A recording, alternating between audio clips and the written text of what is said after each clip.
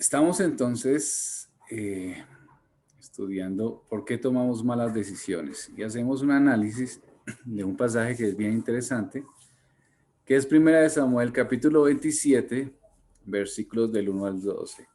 Le pido el favor al hermano Franklin que nos haga el favor de hacer la lectura que estamos trabajando en esta mañana, en esta Claro que noche. sí, claro que sí, buenas noches. Primera de Samuel, capítulo 27, del 1 al 12. Dijo luego David en su corazón: al fin seré muerto algún día por la mano de Saúl. Nada, por tanto, me será mejor que fugarme a la tierra de los filisteos, para que Saúl no se ocupe de mí y no me ande buscando más por todo el territorio de Israel, y así escaparé de su mano. Se levantó pues David y con los 600 hombres que tenía consigo, se pasó a Aquis, hijo de Maoc, rey de Gat. Y moró David con Aquis en Gat, él y sus hombres, cada uno con su familia. David con sus dos mujeres, Ahinoam jezreelita y Abigail, la que fue mujer de Nabal, el de Carmel. Y vino a Saúl la nueva de que David había huido a Gat y no lo buscó más. Y David dijo a Aquis: si he hallado gracia ante tus ojos, séame dado lugar en alguna de las aldeas para que habite allí, pues, ¿por qué ha de morar tu siervo contigo en la ciudad real? Y Aquis le dio aquel día a Siglac, por lo cual Siglac vino a ser de los reyes de Judá hasta hoy.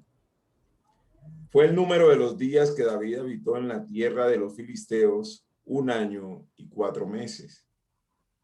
Versículo 8. Y subía David con sus hombres y hacían incursiones contra los gesuritas, los jerritas y los amalecitas, porque estos habitaban de largo tiempo la tierra, desde como quien va a Ashur hasta la tierra de Egipto.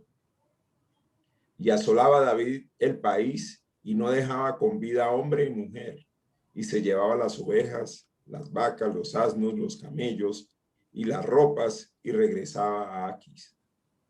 Y decía Aquis: ¿de dónde habéis merodeado hoy?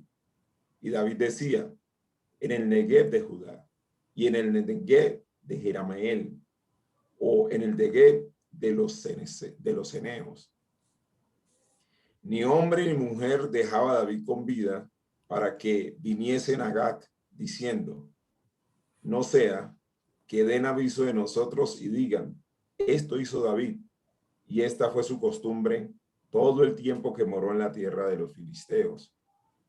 Y Aquis creía a David y decía: él se ha hecho abominable a su pueblo de Israel, y será siempre mi siervo.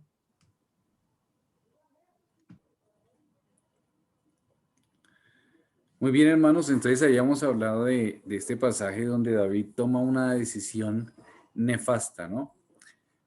De irse con los filisteos y buscar apoyo en ellos en medio de una situación que él estaba viviendo. Entonces vemos que David toma una mala decisión. Habíamos hablado la semana anterior que habían varias cosas, ¿no? Que podemos pensar de David y por ponernos un momento en los zapatos de él, ¿no? Pues era el rey, iba a ser el rey, perdón, fue ungido como rey siendo adolescente. Tocaba en el palacio real, dio muerte al gigante Goliat, pero de un momento a otro se pierde la aceptación y el favor del rey. Todas las cosas en la vida de él empiezan a cambiar. El punto, las cosas se complican tanto que en un momento el rey ya quiere matarlo a él. La relación con su esposa termina, es decir, de estar en la cumbre viene a estar en los peores momentos. La amistad con Jonatán, por ejemplo, su amigo, ya no puede continuar. Todo se cambia, todo se cambia. Entonces sus pensamientos empiezan a cruzarse, empieza a entrar como en esta situación de la mente, empieza a afectarse por toda esta situación, ¿no? entra en un estado de desesperación, ¿cierto? Nuestro texto encuentra a David en una de las circunstancias más penosas de lo que uno puede encontrar en toda la historia de David. Pareciera que estuviese hablando de otra persona, ¿no? De otro ser humano, en otra condición, de otra vida, de otra situación. No el David que nosotros veníamos leyendo, ¿no? No el poderoso David que nosotros estábamos comprendiendo en el transcurso de primera de Samuel, sino aquí vemos un David totalmente debilitado. Un David que parece que se olvidó de Dios, que empezó a pensar que el plan de Dios había fallado para su vida. Un David que empezó con otras circunstancias en su corazón. Digamos que esto es lo que veíamos hace 8 días. Entonces hacíamos una pregunta, ¿no? ¿Qué llevó a David a una decisión como esta? A tomar esta decisión. O sea, ¿qué lo llevó a pensar que la mejor forma era de protegerse de Saúl, era salir e irse con los filisteos? ¿Qué pasó ahí, no? Lo que nosotros pensamos y lo que nosotros podemos reflexionar. Veíamos entonces las razones por las que David tomó esta decisión. Primera razón, versículo 1. Dijo luego David en su corazón: al fin seré muerto algún día por la mano de Saúl. Nada, por tanto, me será mejor que fugarme a la tierra de los filisteos, para que Saúl no se ocupe de mí y me ande buscando más por todo el territorio de Israel. Así escaparé de su mano. Veíamos entonces que la primera razón para tomar una mala decisión en relación a lo que hizo David es que escuchó a la persona equivocada, o mejor, tomó un confidente equivocado. Es decir, se imaginó David teniendo una conversación consigo mismo en vez de ir a Dios en oración. Empezó a tener una conversación. Espera un segundo, hermanos. Creo que tengo aquí. Un segundo.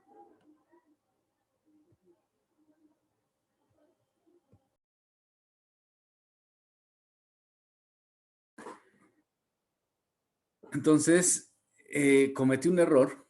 Se toma un confidente equivocado. David se imagina teniendo una conversación consigo mismo. Miren lo que dice este texto. Dijo luego David en su corazón. Entonces se imagina teniendo una conversación consigo mismo en vez de ir a Dios en su corazón, como hablábamos hace 8 días, seguimos con un pequeño resumen. Y entonces se imagina, ¿y qué le dice entonces su corazón? Su corazón, él le dice, ¿qué le dice él a su corazón? Le dice a su corazón: no, David, las cosas están difíciles. ¿Por qué? Porque Saúl nos quiere matar. La cosa está complicada. ¿Qué hacemos entonces? Pues entonces su corazón le dice: no, pues vamos donde los filisteos. Entonces David dice: sí, tiene razón, esa es una muy buena opción. Entonces, habíamos hablado que hablar a nuestro corazón, entrar en ese diálogo con nuestro corazón, tiene una característica particular. ¿Cuál es? Que no hay oposición, ¿sí? Entonces, cuando llegamos a este consejero, que es nuestro corazón, y empezamos un diálogo como el que está haciendo David, pues uno no encuentra resistencia, sino que uno está diciendo: pues sí, esa es una buena opción. Sí, es que lo que estamos viviendo está muy difícil, es que Saúl nos va a matar. Entonces, si nos va a matar, lo mejor es que hagamos algo. ¿Qué podemos hacer? No, pues vámonos de los filisteos, pero es que los filisteos son los enemigos de Dios. Sí, pero es que no tenemos otra opción porque lo más seguro es que vamos a morir. Sí, pero si son los enemigos de Dios, entonces ellos nos cuidarán. Entonces David empieza a razonar con su corazón y habíamos dicho que en esta conversación consigo mismo, en vez de ir a Dios en oración, acude a sí mismo a pedir consejo. Eso es un error fatal para tomar buenas decisiones. Es decir, cuando vamos a nuestro corazón a pedir consejo, por lo general entonces, nuestro corazón, ¿qué nos dice? Lo que nosotros queremos escuchar. Y si entonces escuchamos eso, terminamos tomando decisiones equivocadas. Cuando David estuvo en ese contacto con su corazón, habíamos dicho que se olvidó de todas las promesas de Dios. Dios, por parte de Jonatán, Dios le había dicho que iba a ser rey. Por parte de Abigail, Dios le había dicho que iba a ser rey. Por parte de Saúl, Dios le dijo. Entonces, él olvidó de todo eso y se escuchó a sí mismo. O sea, no escuchó los consejos que le habían dado anteriormente de Jonatán, de Abigail, de Samuel, sino que se escuchó a sí mismo y entonces prefirió escucharse a sí mismo, y al escucharse, pues saca una conclusión equivocada. Entonces, escucha su corazón, ya entonces se aparta del sendero de Dios, es decir, de lo que Dios había determinado para él, que le habían dicho desde que fue ungido como rey, para ser rey de Israel hacia el futuro. Entonces abandona ese sendero y dice, no, prefiero andar huyendo a la tierra de los filisteos, porque ahí me salvaré del rey Saúl. Ahora, esta es una situación compleja, ¿cierto? Pero la Biblia constantemente nos advierte de esto. El que confía en su propio corazón es necio, dice el Señor, mas el que camina en sabiduría será librado. Las escrituras, como vimos en la semana anterior, entonces nos advierten constantemente de escuchar a nuestro corazón, porque nuestro corazón nos dice cosas que no son ciertas. Por ejemplo, nuestro corazón a las cosas que son espirituales puede decirles que no son espirituales. Es decir, a las cosas importantes como la oración, la lectura de las escrituras, la iglesia, puede decir esto no es tan especial, es mejor otras cosas. Nuestro corazón puede estar diciendo, esta persona no me quiere, o esta otra persona, o mi esposo, o mi cónyuge no me quiere. El corazón tiene unos engaños muy complejos y aún nos muestra los afectos de los otros en forma distorsionada, ¿no? Hay personas que llegan, no, es que, pastor, es que aquí nadie me quiere. Pues no la quieren. Sí, es que ni siquiera en la casa me quieren. O sea, hay personas que sienten realmente que ni siquiera las personas que harían tanto por ellos piensan que no los quieren. Es decir, su mente empieza a argumentarse en relación a sus conflictos y su corazón le dice, no, es que el problema aquí es que usted no lo quiere. Ese es el problema. Y por eso entonces se van pensando y se van tomando malas decisiones. Por ejemplo, el corazón, ¿qué le dice a uno cuando uno está en un mal trabajo? Si cambias del trabajo, te sentirás mejor. Si te vas de tu casa, te sentirás mejor. Vete a otra parte, siéntete libre.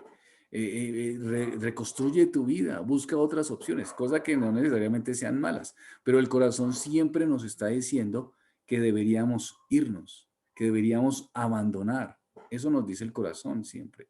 ¿Cuál es la primera palabra de un matrimonio que está en conflicto? ¿Qué es lo primero que se le viene a la mente a las personas? Me voy. Eso es lo primero que se piensa, me voy. O sea, la cosa ya aquí, me voy. O sea, ya no doy más, no soporto.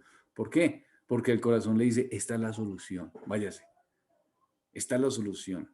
¿Por qué? Porque el corazón siempre nos está mandando estos mensajes. A los jóvenes cristianos, ¿qué les dice el corazón? ¿Para qué desperdicias tu vida en todas estas cosas religiosas? Hay mucha diversión afuera. ¿Sí ven cómo es engañoso el corazón? Hay mucha diversión, porque no la pasamos bien, porque estamos aquí, porque tenemos que estar aquí en estas condiciones, leyendo la Biblia, levantándonos por la mañana al culto. En cambio, mire, los otros jóvenes de tu edad están divirtiendo, la están pasando muy bien, están gastando el dinero que trabajan en ropa, en muchas otras cosas, en vanidades. Seguramente, si tú disfrutas eso, pues te irá mejor en la vida. Ese es el corazón, ¿cierto? También en los momentos de sufrimiento, el corazón dice, Dios se ha olvidado de mí, Dios no nos ama. Todas estas cosas, nuestro corazón nos engaña. ¿Por qué? Porque cuando lo escuchamos, el corazón quiere decir cosas que alimenten nuestra carnalidad. ¿Y eso qué hace? ¿Qué pasó con David? Nos lo sacó de la voluntad de Dios, del lugar que lo tenía el Señor para él. ¿Listo? Hasta ahí entonces habíamos hablado bastante el miércoles anterior. Esta decisión es una decisión nefasta Y para tomar una mala decisión, entonces lo que veíamos es que escuchamos nuestro propio corazón. Ese es el primero, que ya lo vimos, ¿no? Lo desarrollamos y ahorita lo resumimos. Lo segundo es que no nos importa quién puede ser afectado. Cuando tomamos malas decisiones, no nos afecta quién puede ser afectado. Entonces, ¿por qué tomo una mala decisión? Pues porque escucho mi corazón. ¿Por qué más? Porque no me importa quién puede ser afectado. Miren lo que dice 1 Samuel capítulo 27 versículos 2 y 3. Se levantó pues David y con los 600 hombres que tenía consigo se pasó a Aquís, hijo de Maod, rey de Gad, y moró David con Aquís y Gad y sus hombres, cada uno con su familia, David con sus mujeres, Ahinoam jezreelita y Abigail, las que fue la mujer de Nabal el Carmel. Entonces, aquí vemos un hombre que toma una decisión insensata. David la hizo. Pero no le importó lo que podía afectar a los demás. Es decir, aquí nos mencionan su familia. Todas aquellas personas que giraban alrededor de David también fueron afectados.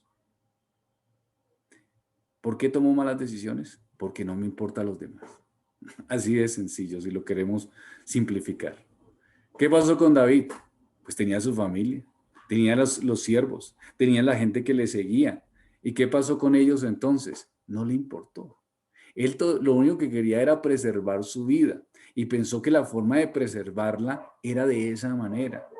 Y sin importarle todas aquellas circunstancias que iban a sufrir los hombres que estaban alrededor de él, es decir, los que dependían de él. 600 de sus hombres y sus familias, sus propias esposas, los niños, todos alrededor de David fueron arrastrados por una mala decisión. Todas estas personas, sus hombres, sus familiares, sus amigos, los familiares de los amigos, los familiares de estos hombres, los niños, todos fueron llevados a un lugar de tentación. ¿Por qué? Fueron llevados a un lugar de peligro.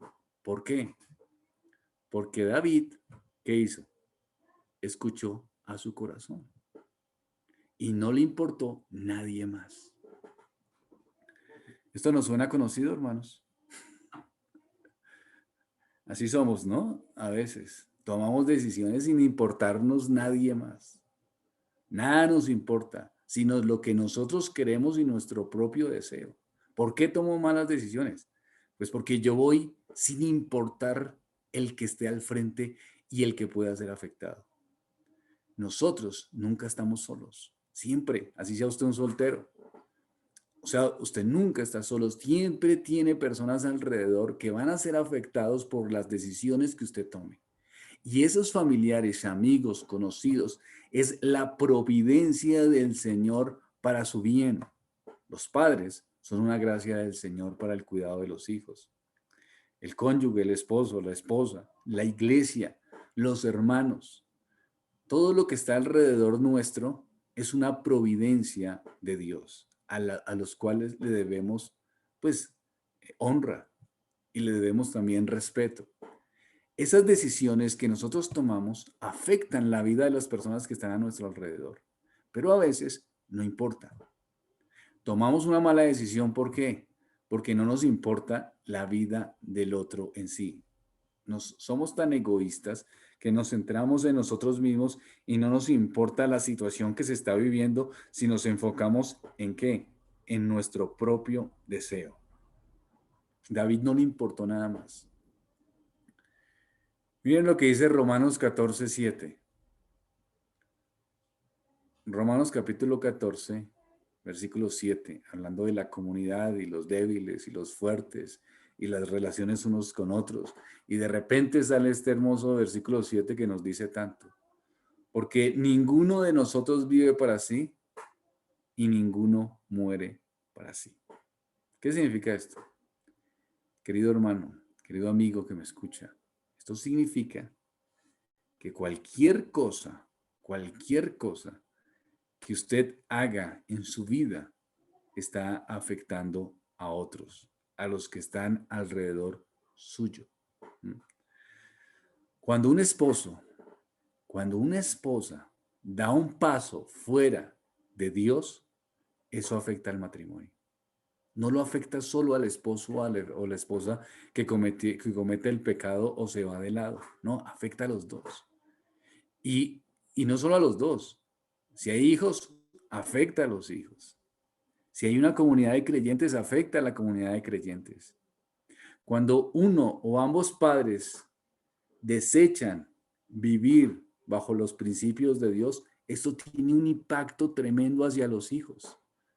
Cuando los padres deciden vivir bajo sus propios criterios, esto tiene un tremendo impacto hacia los hijos.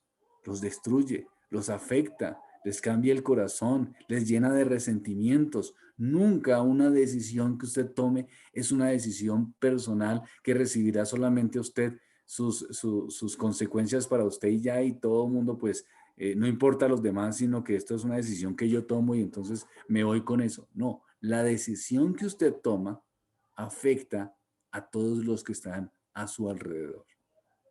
El egoísmo hace que nosotros nos centremos en nosotros mismos y no nos importe, sino que vamos adelante escuchando nuestro corazón. Y por encima de todo está nuestro deseo y no nos importa el sufrimiento o el padecimiento del otro.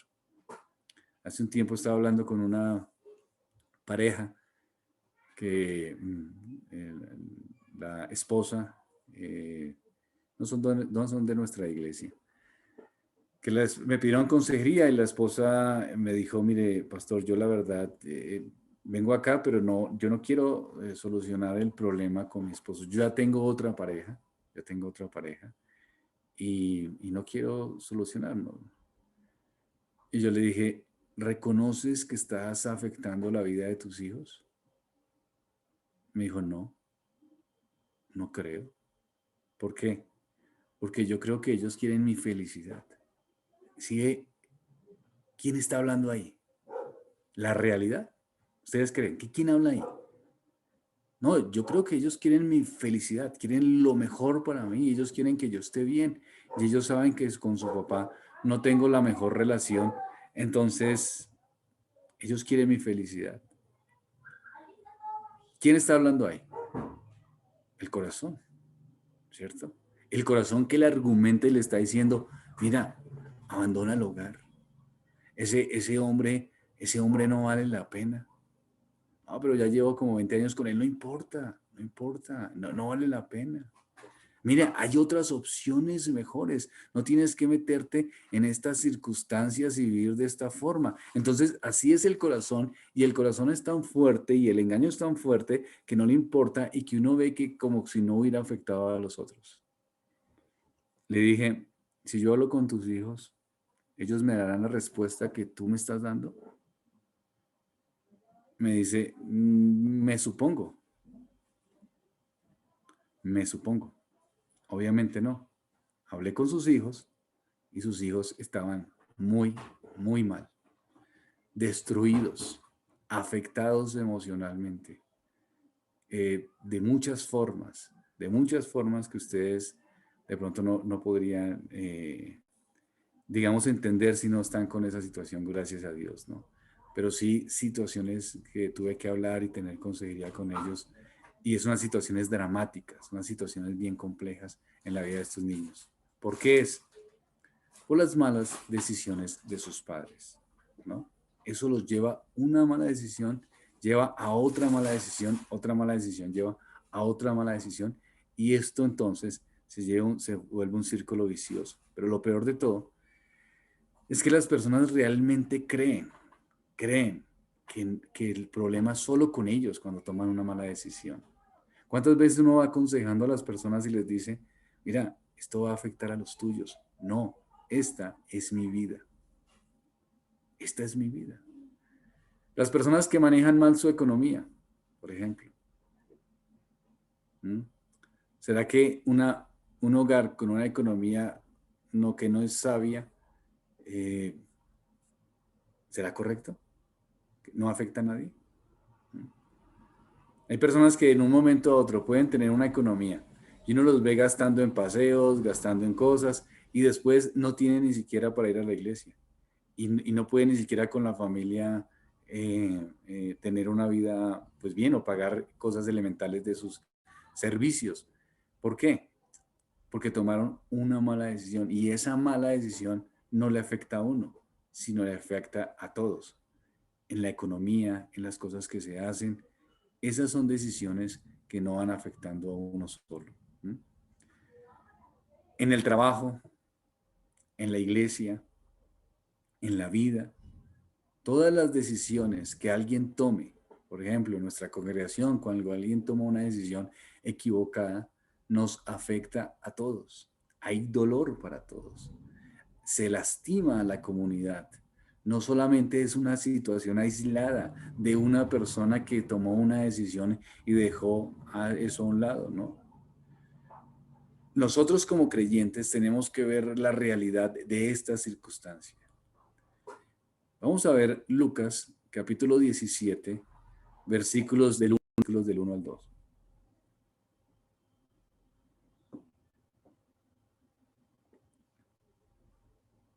Dice el Señor: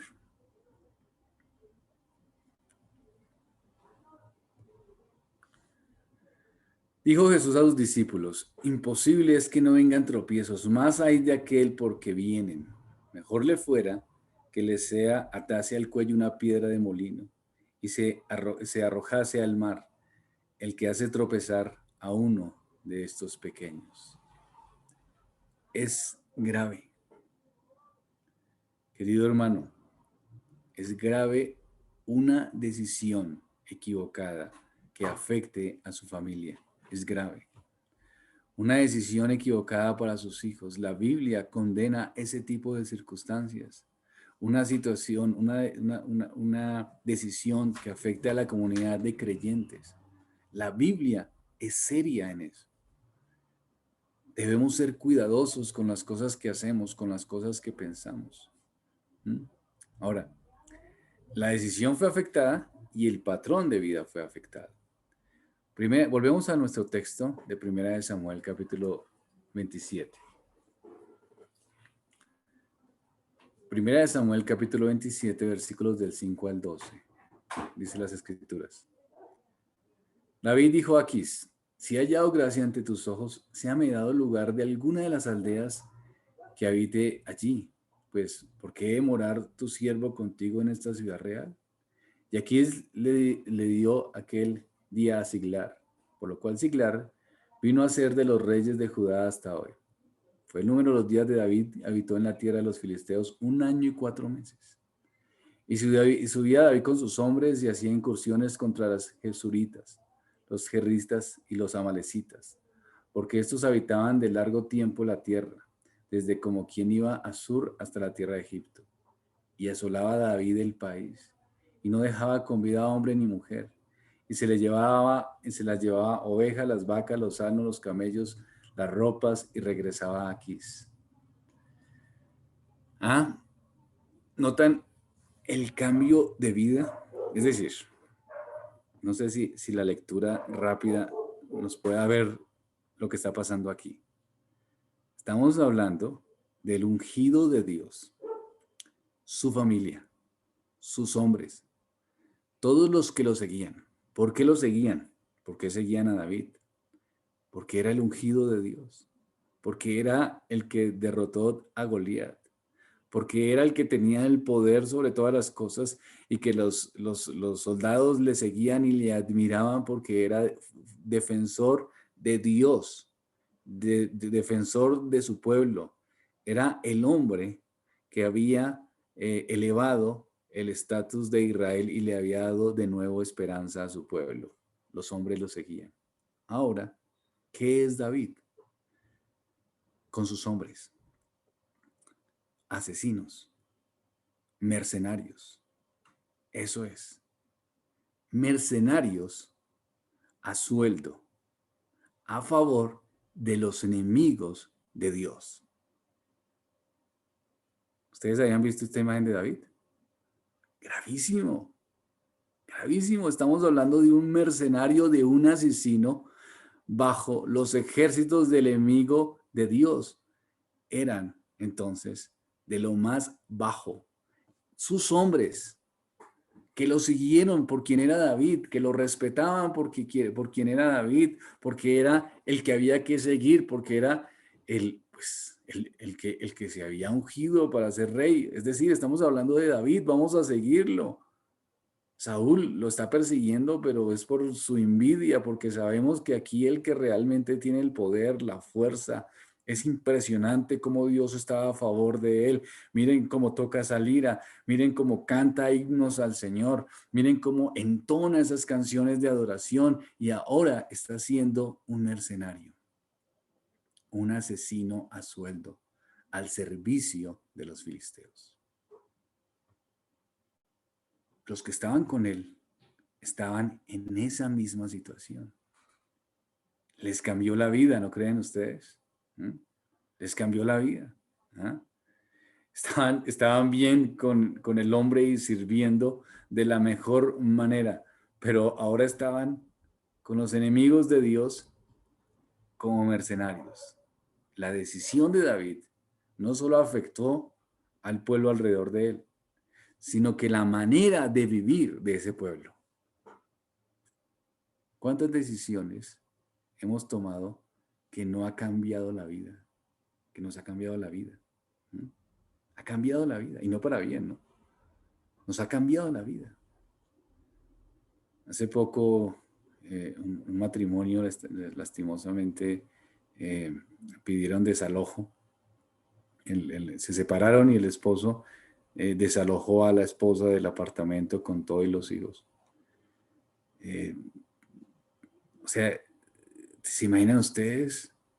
Los niños se levantaban en la mañana, veían a sus padres, llegaban en la noche o llegaban en la tarde del estudio, veían a sus padres, tal vez con los problemas, pero los veían, sabían que al otro día iban a estar ahí, iban a comer, en medio de circunstancias y luchas, pero de repente ya su padre no está.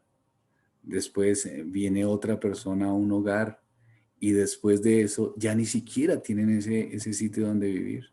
Si notan cómo todo puede cambiar con una mala decisión y llevar a otras circunstancias. O sea, no solamente me afecta, sino que cambia la forma en que vivo la mala decisión. Mi manera de vivir cambia. Mis circunstancias cambian. Cuando alguien se deja llevar por las pasiones, por los deseos, terminan acostándose con personas inadecuadas, fuera del plan de Dios. Enfermedades. Y ya no pueden ser las mismas personas. Cambia su forma de vivir, cambia. No es una circunstancia que se dio en un momento, sino que cambia la forma de vivir.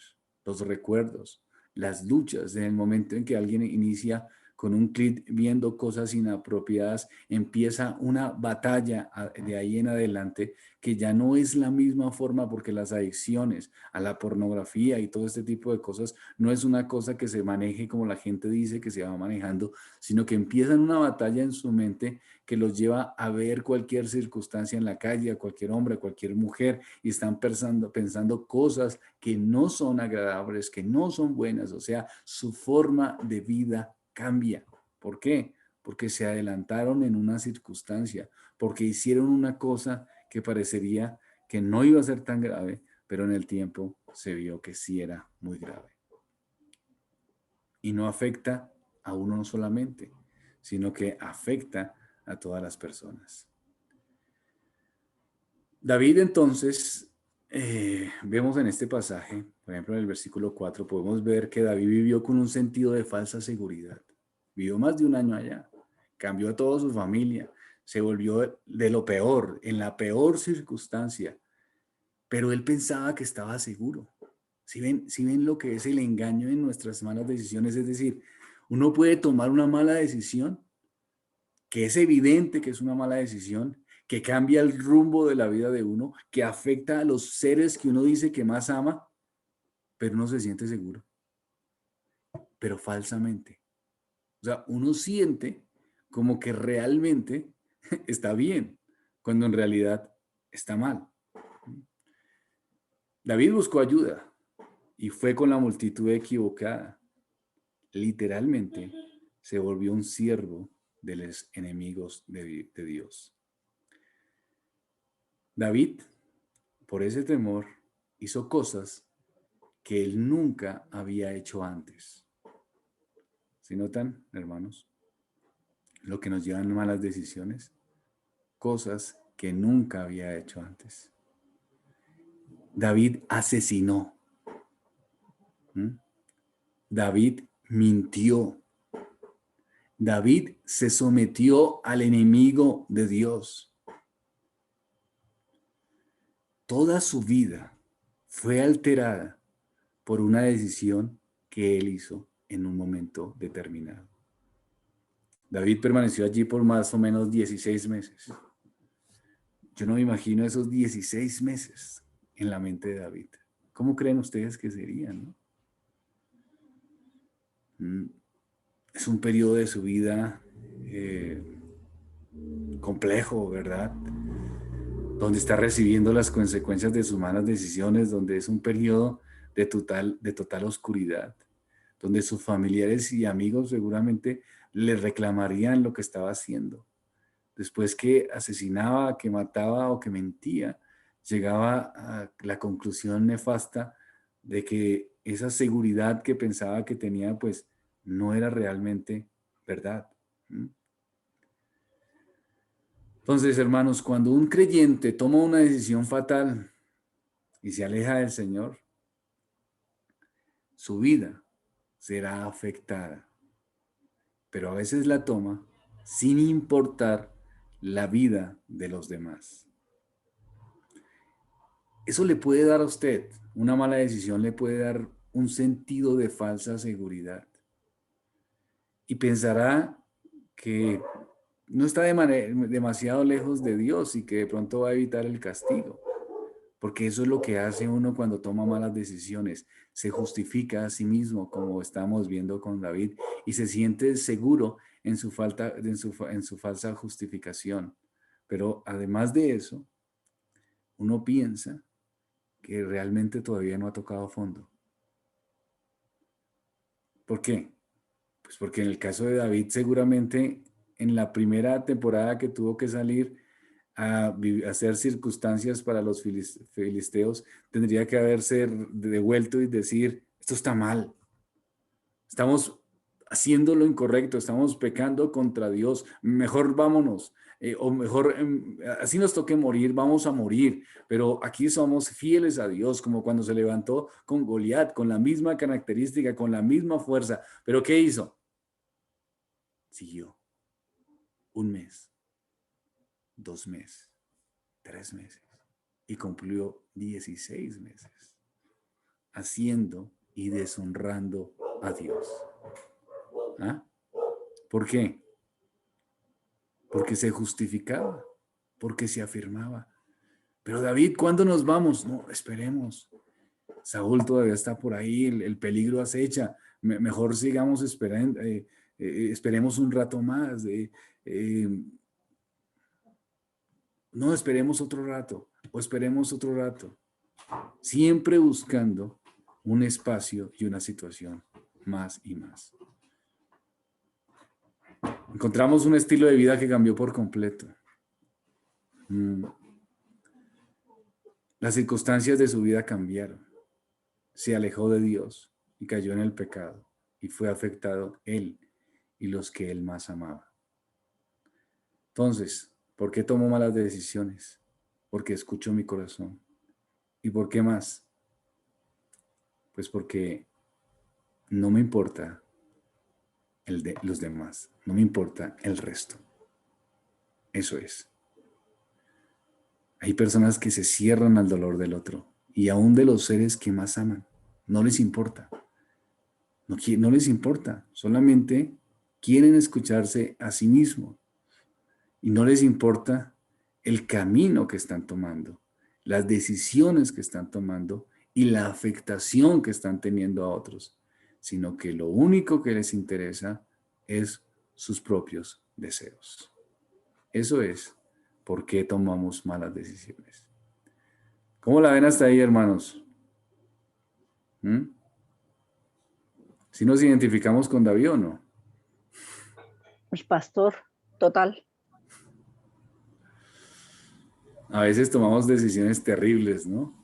Económicas, ¿sí? Emocionales, espirituales, laborales.